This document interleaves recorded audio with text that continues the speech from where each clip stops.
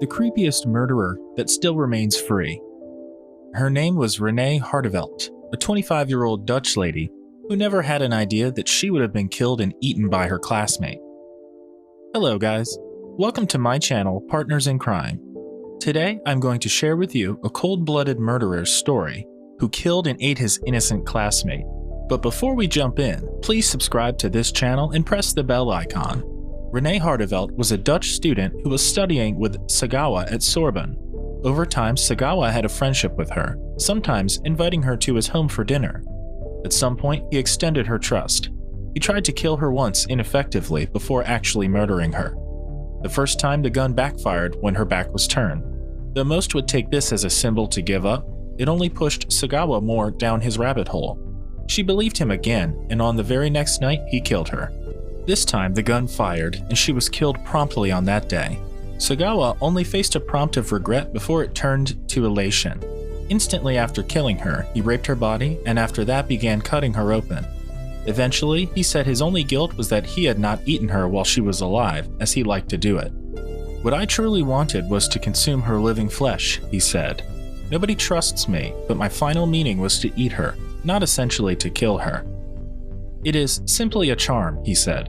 For instance, if a normal man imagined a girl, he would naturally feel a wish to see her as often as he wants, to be very close to her, and for him, eating is just an addition of that.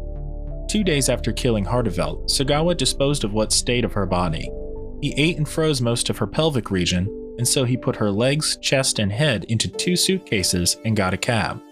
The taxi released him off at the Bois de Boulogne Park, which had a private lake inside it. He had prearranged to drop the suitcases in it unobserved, but numerous people noticed the suitcases, which drenched in blood, and informed the French police. When police found him and interrogated him, his response was a modest admission. "I murdered her to eat her flesh," he simply said. Sagawa expected his trial for 2 years in a French prison. When it was lastly time for him to be tried, the French judge, Jean-Louis Bruyère, acknowledged him legally insane and unhealthy to stand trial, reducing the charges and ordering him to be held forever in a mental institution. They then transported him back to Japan, where he would pass the rest of his days in a Japanese mental hospital. But he did not. Because the charges in France had fell, the court documents got sealed and they could not be released to Japanese authorities. So, the Japanese had no case against Sagawa and no option but to let him walk free. Sagawa still walks free through the roads of Tokyo. In the year 1986, he tested himself out of the mental institution and has been free ever since that. Today he walks the roads of Tokyo where he lives and is free to do as he pleases. A frightening thought when one hears that the danger of life in prison has not done much to suppress his urges. The desire to eat people becomes so strong around June when women start to wear less and show more skin, he said.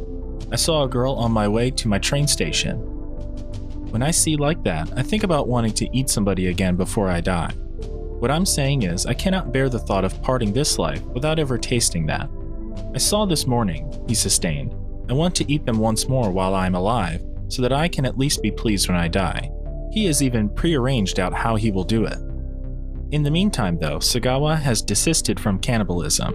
In its place, he has dedicated his time to writing books, and his most recent work was on publishing his 20th work entitled Extremely Close Fantasies of Beautiful Girls. The book is occupied with pictures drawn by himself, as well as well-known artists. "I expect that people who read it will at least stop thinking of me as a monster," he said. It was no more than luck that was in favor to such heartless murderer. What do you say, guys? Share your comments. If you like this video, please tap the like button, subscribe to this channel, and ring the bell icon.